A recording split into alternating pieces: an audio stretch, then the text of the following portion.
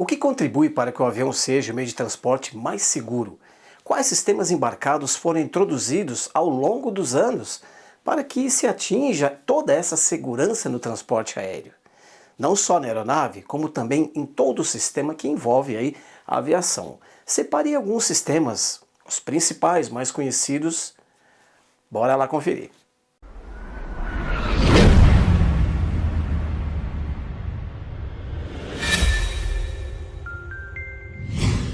Quando era criança, já apaixonado pela aviação, ouvia minha querida avó, Dona Maria da Conceição, sempre me dizer: avião é muito perigoso, nunca entrarei num trem desse. E eu sempre discordava. E não é que ela tinha razão? Calma lá, ela se referia à aviação dos anos 30, 40 aqui no Brasil. Muito diferente dos dias atuais. Aviões daquela época, como os Junkers Ju-52, Junkers F-13, Sikorsky S-38, entre muitos outros, voavam no Brasil nas décadas de 30 e 40, transportando passageiros com as cores da VASP, Varig, Panair do Brasil, entre outras empresas. Após a Segunda Guerra Mundial, em 1945, várias empresas aéreas foram criadas pelo mundo, aproveitando aí a grande disponibilidade das aeronaves excedentes de guerra e que estavam com preços bem atrativos. Podemos destacar dentre essas aeronaves o famoso Douglas DC-3, que começou a chegar aos montes aqui no Brasil e que ficou sendo o avião de passageiros mais famoso e utilizado no mundo. O DC-3 revolucionou as viagens aéreas. Foi um avião divisor de águas no transporte aéreo comercial. Apesar de serem aeronaves muito robustas, muitos acidentes aconteciam com o DC-3 naquela época. Na verdade, existiam muitas aeronaves. Eram muitas aeronaves do modelo em operação. Um desses acidentes, que eu posso dar como exemplo aqui, era a perda de motor em plena decolagem. A perda de motor, pessoal, significa a parada de um motor. Esse é o termo que nós usamos na aviação. A parada de um motor em plena decolagem de um avião bimotor exige vários procedimentos dos pilotos com uma carga de trabalho muito elevada. E naquela época, para o DC-3, era crucial um bom treinamento. Na época, não tinha simulador de voo e os treinamentos eram feitos na aeronave mesmo. O trem de pouso do DC-3, quando havia uma perda de motor, uma parada de motor, recolhia muito lentamente e de maneira muito precária, aumentando o arrasto da aeronave. E o piloto tinha que embandeirar a hélice manualmente. O piloto precisava estar muito bem treinado e preparado para salvar a aeronave, mas muitos acidentes aconteciam com esse perfil. Isso não era um problema único do DC-3. Naquela época, os aviões precisavam ser embandeirados manualmente, ou seja, o piloto precisa acionar um dispositivo para que a hélice entre na posição bandeira. O que é a posição bandeira? O que é o embandeiramento? É aquele sistema no qual o passo da hélice mantenha as pás alinhadas com o vento. Isso minimiza o arrasto na aeronave e é fundamental para se manter um avião voando. E para mitigar essa situação, diminuir a carga de trabalho dos pilotos, foi criado o sistema de embandeiramento automático da hélice. Com isso, o piloto arma o sistema antes da decolagem e, em caso de parada de motor, pegando como sinal, por exemplo, baixa pressão de óleo do motor ou, posteriormente, o baixo torque do motor, um sistema embandeira a hélice automaticamente, movendo as pás, deixando alinhadas com o vento. Isso reduzem muito a carga de trabalho do piloto, podendo dar atenção em manter o avião voando. Não só o embandeiramento automático, como também os sistemas hidráulicos foram sendo aperfeiçoados, melhorando a velocidade de retração do trem de pouso. Mesmo que se perca um motor, aquela perda de motor não vai influenciar, por exemplo, no recolhimento do trem de pouso. O embandeiramento automático é conhecido aí no inglês técnico como auto-feather. Então lá na cabine da aeronave você vai ver escrito feather, embandeiramento. O auto-feather, embandeiramento automático. O primeiro avião a ser equipado com esse sistema foi o Martin 404 em 1951. Embandeiramento automático, motores mais potentes, também o sistema hidráulico mais aperfeiçoado foram sendo introduzidos nas aeronaves e o índice de segurança das aeronaves começou a aumentar. O clima extremo também foi responsável por vários acidentes aéreos no Brasil e também no mundo. A falta de informações precisas do tempo em rota para os pilotos e também a entrada inadvertida em informações meteorológicas como tempestades eram realidade na época e muitos acidentes aconteciam.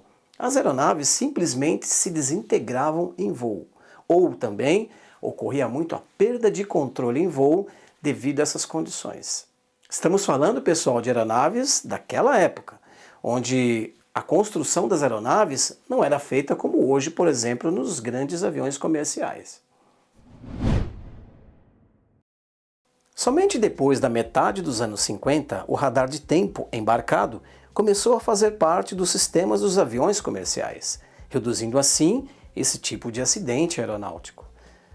Basicamente, o sistema consiste de uma antena, geralmente localizada no nariz da aeronave, e que emite ondas eletromagnéticas para detectar nuvens de chuva. As ondas refletem a formação meteorológica e retornam para a antena, indicando na cabine de comando a intensidade do mau tempo à frente. Não só a intensidade, como também a sua localização e distância. A introdução do radar meteorológico de bordo foi um grande marco na aviação comercial, e de lá para cá, esse sistema vem sendo cada vez mais aperfeiçoado. Além do radar de tempo também, antes dos voos, os pilotos analisam a rota e o tempo em rota, podendo, por exemplo, solicitar mais combustível para possíveis desvios, etc.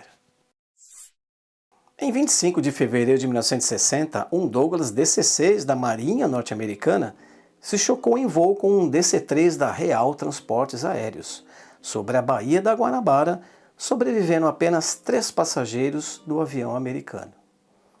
Meses antes, um Fokker T-21 da FAB se chocou com o Viscount da VASP, sobre o bairro de Ramos, no Rio de Janeiro, causando 42 mortes. Esses são apenas 2 exemplos, entre outros acidentes da época, envolvendo colisão de aeronaves em voo. Futuramente, esse tipo de acidente seria mitigado com a introdução no Brasil do controle de tráfego aéreo com vigilância radar. O sistema começou a ser introduzido no Brasil nos anos 50 e ao longo dos anos ele foi expandido para todo o território nacional.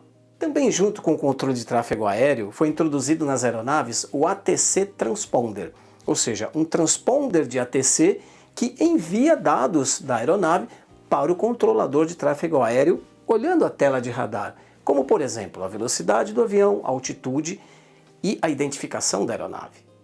Com a vigilância radar e também o transponder da aeronave, um voo pode ser monitorado desde a sua origem até o seu destino final, através dos controladores de tráfego aéreo.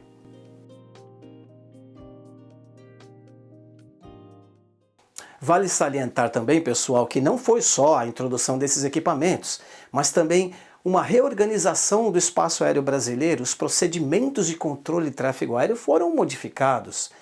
Por exemplo, aquele acidente com o Fokker T-21, não existe mais isso de um treinamento próximo a rotas comerciais, por exemplo. Esse tipo de coisa.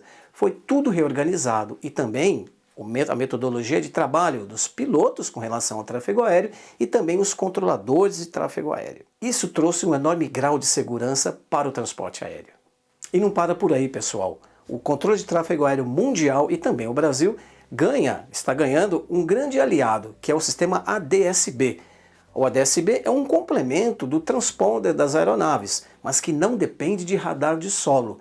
Ele é um complemento dos radares de solo e possibilita várias trocas de informações entre aviões e estação de solo, aumentando muito a precisão da localização das aeronaves e também de vários dados emitidos por elas. O sistema ADS-B é aquele que você vê aí no seu radarzinho, no seu celular, Flight Radar 24, também o Radar Box, etc.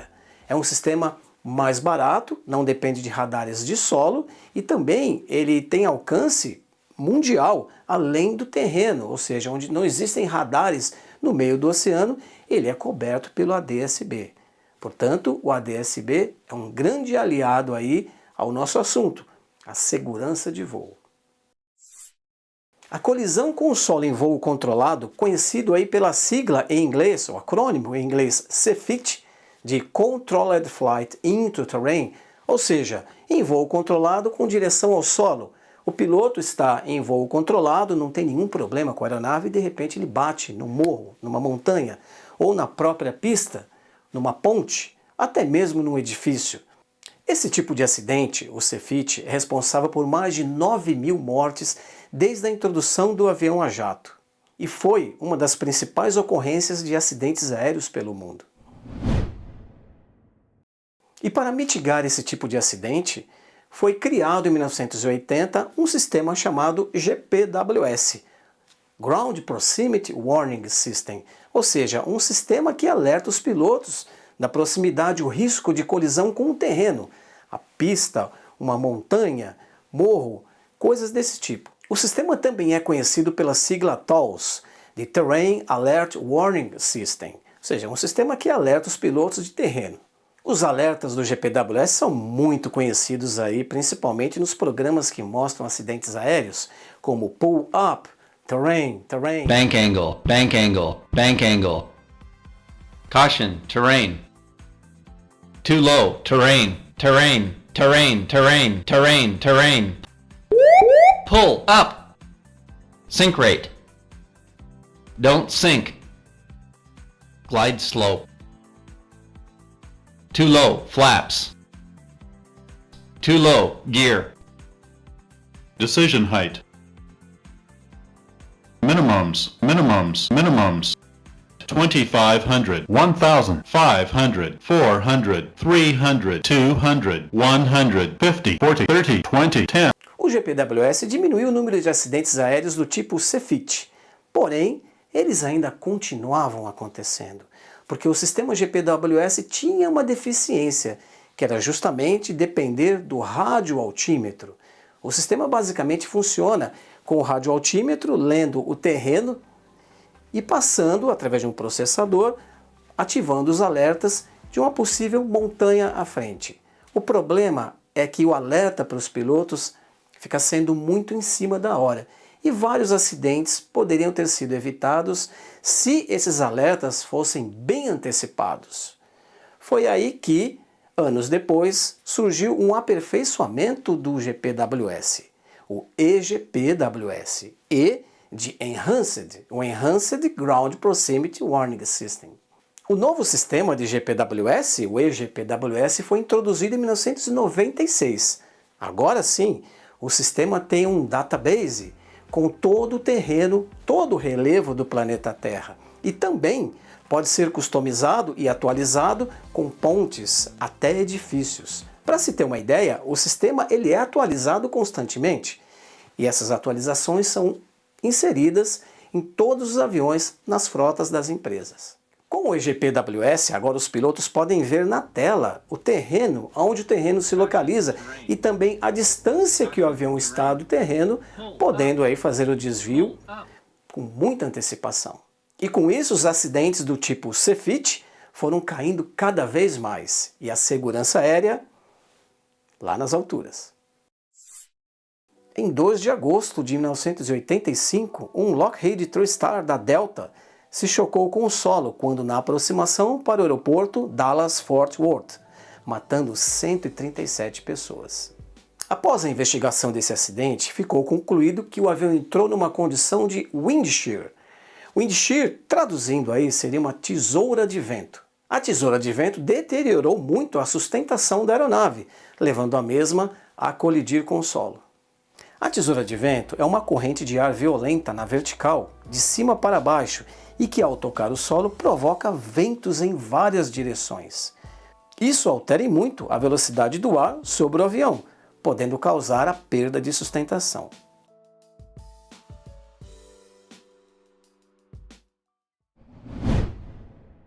E para mitigar acidentes como o do Delta 191 e outros que aconteceram também, foi introduzido na aviação o PWS, Predictive Wind Shear.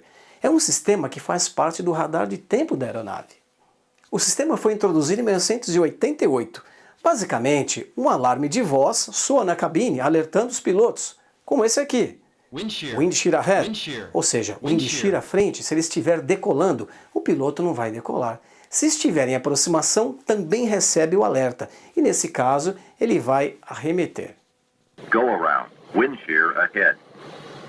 Wind shear ahead. Wind shear ahead. Em 31 de outubro de 2000, um Boeing 747-400 da Singapore Airlines colidiu com máquinas de terraplanagem ao tentar decolar no aeroporto de Taiwan. A aeronave ficou totalmente destruída e 83 passageiros morreram. Após a investigação desse acidente, chegou-se à conclusão que os pilotos entraram numa pista em obras. E como de praxe na aviação, não só com esse acidente e outros também com o mesmo cenário, um novo sistema foi criado para aumentar a segurança de voo. Foi criado o RAS, Runway Alert Warning System. É um sistema que ele fica agregado ao GPWS da aeronave, ao EGPWS. Ele aumenta em muito a consciência situacional dos pilotos no solo e também em voo com relação à pista que ele vai pousar ou decolar. Observem aqui nesse vídeo o sistema trabalhando, alertando o piloto que ele está próximo à cabeceira 17 direita de Congonhas. Approaching 17 right. On runway 17 right. A gente viu também que o sistema informou que ele está alinhado na cabeceira 17 direita. O sistema também alerta em voo com relação à pista que o piloto, o avião, está alinhado para o pouso. E ele fala também qual o tamanho da pista. Approaching 18 left. 4,900 feet Um outro available. detalhe também, se o avião, numa taxiway, por exemplo, aumentar a sua velocidade a partir de X, o sistema alerta. Por exemplo, olha, você está numa taxiway, não vai decolar daqui. O sistema é muito preciso. Em 17 de julho de 1996, após a decolagem no aeroporto JFK, um 747-100 da TWA explodiu, matando todos os 230 ocupantes. A investigação desse acidente foi a mais longa, a mais cara e a mais complexa dos Estados Unidos. Concluíram que a provável causa foi a explosão do tanque central da aeronave. Explosão esta que teria sido iniciada com um possível curto-circuito da fiação do sistema de indicação de quantidade de combustível dentro do tanque.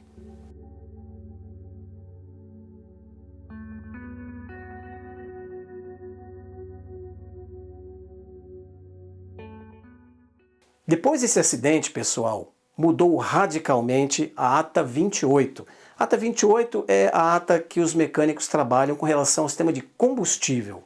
Radicalmente, vários procedimentos de manutenção foram alterados e incluídos também, visando aí inspeções, principalmente de fiação, de cabos massa, etc., dentro do tanque de combustível, bombas de combustível, válvulas de controle, sistema de indicação, vários sistemas, tudo relacionado a combustível. Também emissão de vapores, etc. Muita coisa mudou depois desse acidente da TWA. Uma das principais mudanças foi a introdução do sistema de gás inerte injetado nos tanques de combustível, ou IGS, Inert Gas System, também NGS, Nitrogen Generator System. O sistema basicamente funciona da seguinte maneira: o avião no solo, com o tanque central vazio, já que dependendo do voo, o tanque central vai vazio, e dentro dele se tem vapor de combustível. Um possível curto-circuito dentro do tanque completa aí o triângulo do fogo, já que nós temos oxigênio no interior. O NGS, ele retira o oxigênio do tanque central, ou em alguns aviões dos tanques principais também, quebrando aí o triângulo do fogo. Mesmo que se tiver um curto-circuito, o que não é para ter, já que nós temos os processos de manutenção e inspeção que deveriam e devem mitigar essa situação, não vai haver nível de oxigênio que sustente a combustão. O sistema NGS ele faz isso, ele pega o ar, separa o oxigênio e injeta o que sobrou dentro do tanque de combustível para não se ter uma atmosfera inflamável dentro do tanque. O sistema funciona automaticamente, não tem controle na cabine, somente indicações de falha para se tomarem as ações corretivas. Em 25 de setembro de 1978, um Boeing 727-200 da Pacific Southwest Airlines se chocou em voo com um Cessna 172 sobre San Diego, na Califórnia, deixando um saldo de 144 mortos, incluindo 7 pessoas em solo. Um outro acidente com o mesmo cenário viria a acontecer em 31 de agosto de 1986. Um DC-9 da Aeroméxico se chocou também em pleno voo com um pequeno Piper PA-28 Archer sobre um subúrbio de Los Angeles, deixando um saldo de 82 mortos, incluindo 15 pessoas de solo. Esses são apenas 2 exemplos de colisão de aeronaves em voo, entre vários que ocorreram pelo mundo. Mesmo com o controle de tráfego aéreo com vigilância radar, alguns erros aconteciam, sejam de controles de tráfego aéreo ou de pilotos, e também o tráfego aéreo aumentou assustadoramente. E para mitigar esse tipo de acidente aéreo, essa situação, foi lançado no final dos anos 80 o TCAS, o Traffic Collision Avoidance System, ou seja, um sistema que alerta os pilotos quanto a uma possível colisão em voo. Basicamente, o TCAS trabalha com um computador central, chamado de TCAS Computer. Esse computador trabalha com 2 antenas, uma em cima e abaixo da aeronave, que fazem a varredura durante o voo de maneira automática. Existe também um sistema crucial para o funcionamento do TCAS, que o avião já possui, que é o ATC Transponder, aquele que nós vimos lá tempos atrás, que envia dados do avião para os radares de solo. O transponder da aeronave também envia dados de altitude, velocidade, direção para outras aeronaves também de maneira automática, e as outras também para outra aeronave. Elas ficam se conversando o tempo todo através do transponder. O computador do TCAS, então, com os dados dos transponders que ele recebe de outras aeronaves e também com a varredura das antenas, a superior e inferior, consegue identificar alvos, que seriam outros aviões. E assim, dependendo da distância, gerar os alertas para os pilotos evitarem uma colisão aérea. O TCAS consegue detectar outras aeronaves a 42 km de distância e já começa a exibir na tela para os pilotos. O nível de alerta vai aumentando conforme a ou as aeronaves se aproximam, caracterizando uma possível ameaça de colisão. A uma distância de aproximadamente 6 km ou 40 segundos da colisão, o sistema gera o primeiro alerta sonoro, esse aqui, ou Traffic, TA, Traffic Advisory. Ele avisa o piloto que existe um tráfego em volta com uma possível ameaça de colisão. O último alerta gerado pelo TCAS é conhecido como RA, ou Resolution Advisory, e ocorrerá a aproximadamente 3,8 km, ou 25 segundos para a colisão. Essa é a ação evasiva passada para os pilotos através de alertas de vozes na cabine de comando. Descend, descend.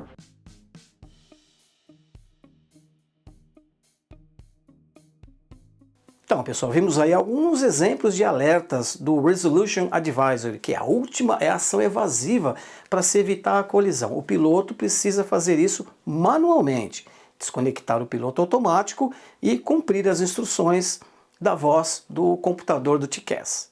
Só lembrando, pessoal, que esses alertas, obviamente, são dados de maneira inversa nos outros aviões, para se tirar esses aviões de uma possível colisão.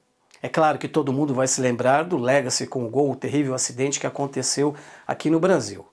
Nesse caso, nós vimos que o TCAS ele só funciona com o transponder ativo. Todos os aviões, num voo normal, têm o seu transponder ativo. No caso aí, o que aconteceu, um dos agravantes do acidente, não foi a causa única, né? Foi o Legacy estar com o transponder desligado. Com isso, a aeronave da Gol 737-800 ficou cega e não viu nada no seu display, mostrando no caso o Legacy, e o Legacy também não viu o Gol no caso. O TCAS é um sistema extremamente confiável. Os pilotos devem dar prioridade nas instruções do TCAS. Por exemplo, se houver uma informação do controle de tráfego aéreo e do TCAS ao mesmo tempo, conflitando, os pilotos seguem as instruções do TCAS. É claro que nada disso funciona se os seres humanos que estão mantendo os aviões, os técnicos de manutenção, os pilotos que estão pilotando a aeronave, os comissários de bordo que estão cuidando da segurança dos passageiros, não forem bem treinados. O treinamento é a base de tudo, o bom treinamento. Para que tudo funcione corretamente, não adianta só a máquina receber esses avanços tecnológicos. Não podemos nos esquecer também que aí dentro dos treinamentos para os pilotos, os simuladores de voo, que são equipamentos muito sofisticados e muito caros também. Mas vocês sabiam que numa empresa aérea é requerido pelo menos 2 sessões de simuladores por ano? Todos os pilotos precisam fazer essa reciclagem. Lá, eles reproduzem problemas de motor, fogo no motor, perda de controle de voo, tudo que se tem direito, mantendo aí os pilotos prontos para esse tipo de emergência que possa vir a ocorrer. Os simuladores de voo aumentam muito aí o nível de proficiência dos pilotos. Não podemos nos esquecer também do controle de atos ilícitos com relação aos voos.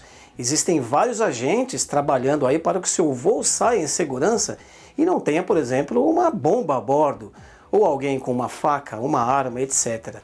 Essas pessoas trabalham visando também a segurança aérea. Não só elas, como também todos envolvidos para que o seu voo possa sair e chegar em segurança. Bom, pessoal, resumi o máximo aqui, ficou um pouco grande. Se você tem alguma sugestão, coloque aqui nesse e-mail ou lá nos comentários do canal mais algum sistema que contribui aí para a segurança de voo que eu não falei aqui. Gostaria de mandar um grande abraço para os amigos lá de Portugal, o Diogo, o Iago. Ô Iago, um grande abraço aí para você. O Leandro Costa falou de você, viu? E também o Edmar. Um abraço a todos de Portugal, desculpem os que eu não falei, considerem-se aí abraçados. É isso aí, pessoal. Siga o canal lá pelo Instagram, se inscreva, deixa o like que é muito importante e até o próximo vídeo.